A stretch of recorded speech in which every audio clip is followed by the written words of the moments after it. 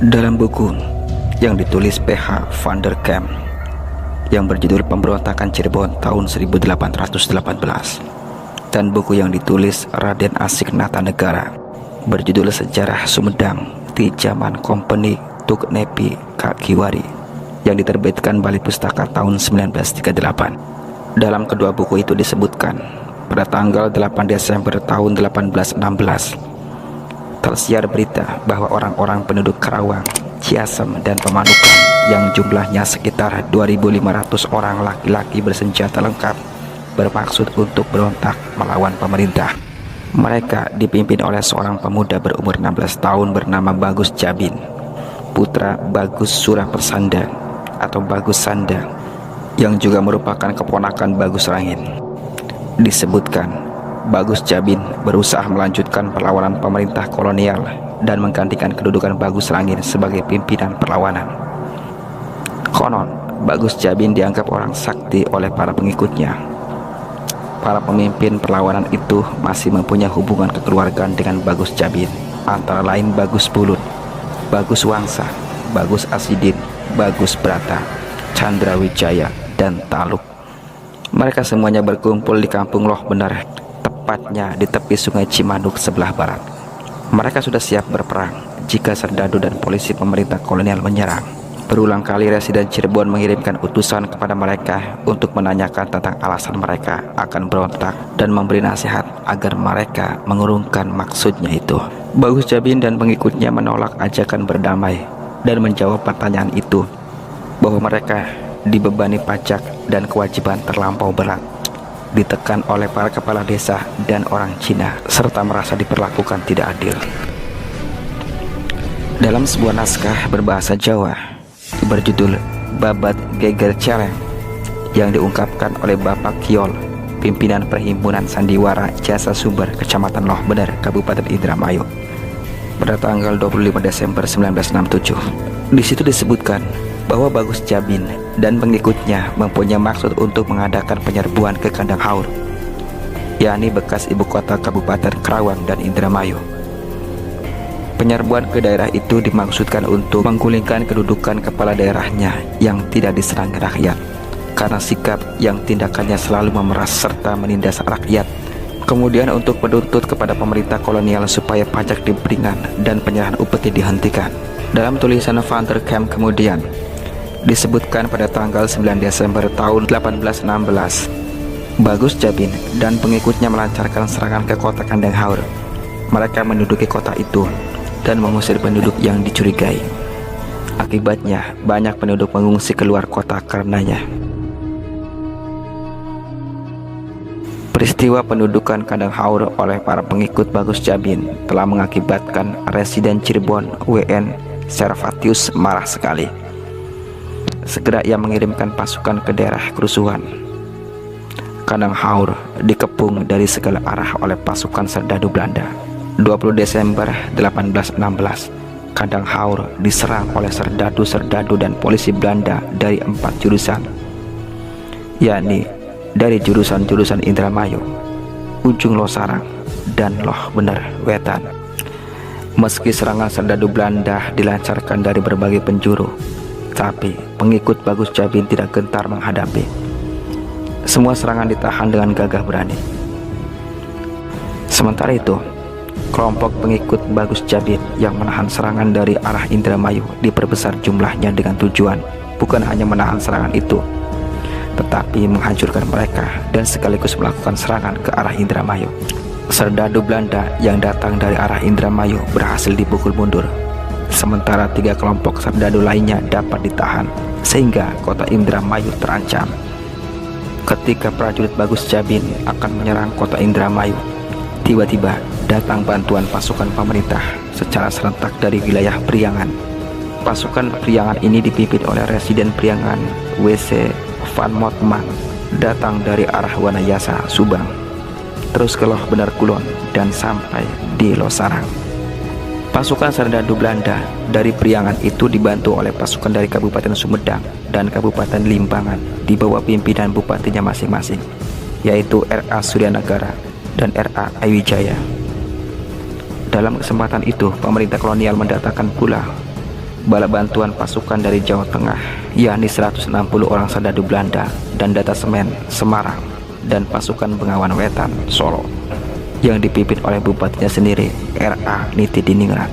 Kini pasukan perlawanan Bagus Jabin harus menghadapi musuh yang juga datang dari arah belakang yang justru kekuatannya lebih besar. Karena itu, maksud untuk penduduk Indramayu diurungkan. Mereka perlu berhadapan dengan pasukan yang datang dari Priangan. Pertempuran hebat pun segera terjadi. Karena kekuatan pasukan tidak seimbang, para prajurit Bagus Jabin terdesak sampai ke tepian Sungai Cimanuk.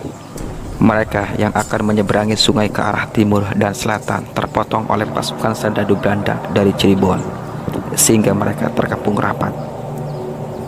Hanya kurang dari 25 orang di antara pengikut Bagus Jabin yang berhasil meloloskan diri. Selebihnya dapat ditangkap sekitar 500 orang. Tewas dalam pertempuran berjumlah 60 orang dan luka berat 100 orang. Para tawanan perang dibawa ke Cianjur untuk diadili. Sedangkan korban dari pihak Belanda adalah 4 orang serdadu bangsa Belanda dan 11 orang tentara pribumi. Pukulan berat terhadap kaum perlawanan pimpinan Bagus Jabin di daerah Loh Bener itu mengakibatkan berhentinya untuk sementara perlawanan tersebut. Dalam laporan yang ditulis oleh Van der Kamp pada pertengahan bulan Januari tahun 1818, terjadi keributan di distrik Blandong, Cirebon, diserang oleh kaum perlawanan pimpinan Bagus Jabin, Bagus Serit, dan Nairem. Dalam peristiwa itu, Demang Among Pances, kepala distrik Blandong, dan juru tulisnya terbunuh. Pengikut Bagus Jabin yang melakukan kegiatan itu berjumlah 100 orang. Mereka berkedudukan di Kedongdong. Nairem adalah salah seorang Demang di daerah Padagangan, distrik Indramayu. Ia pernah menjadi pengikut Bagus Rangin dalam gerakan tahun 1811. Beberapa hari kemudian, tanggal 23 sampai 24 Januari, kaum perlawanan itu menyerbu Palimanan, sebuah kota di sebelah barat kota Cirebon. Mereka berhasil mendobrak penjara di kota itu dan membebaskan rekanan mereka yang berada di dalamnya. Selain itu, jembatan-jembatan yang menuju ke kota itu dihancurkan. Pada tanggal 27 Januari, kaum perlawanan melancarkan serangan ke Raja Galuh, ibu kota Kabupaten Majalengka, dan desa-desa sekitarnya, seperti Banjaran dan juga Palimanan. Dalam penyerangan itu, sejumlah rumah dibakar, antara lain rumah Residen Raja Galuh dan rumah Plundan di Banjaran. Mendengar peristiwa tersebut, Asisten Residen Heinrich dan Bupati Bangsawan Wetan R.A. Nitidiningrat segera memburu tempat kerusuhan disertai pasukan berkuda berkekuatan 60 orang. Namun, pasukan pemerintah kolonial itu disergap secara tiba-tiba oleh para pengikut Bagus Serit sebelum dapat menunaikan tugas dengan baik. Akibatnya, Asisten Residen Heinrich dan Bupati R.A. Nitidiningrat yang berjasa dalam pertempuran di Kadanghaur tewas dalam penyerangan itu. Mendengar adanya kerusuhan di daerah Raja Galuh, Residen Priangan Van Motman mengambil inisiatif segera datang ke daerah perbatasan Priangan, Cirebon untuk menyelamatkan gudang-gudang kopi di Tomo dan Karangsembung. Bupati Sumedang mendapat perintah lagi untuk mengirimkan pasukan bersenjata ke medan perang. Dari Batavia dikirimkan pasukan infanteri dari Resimen 5 Batalion.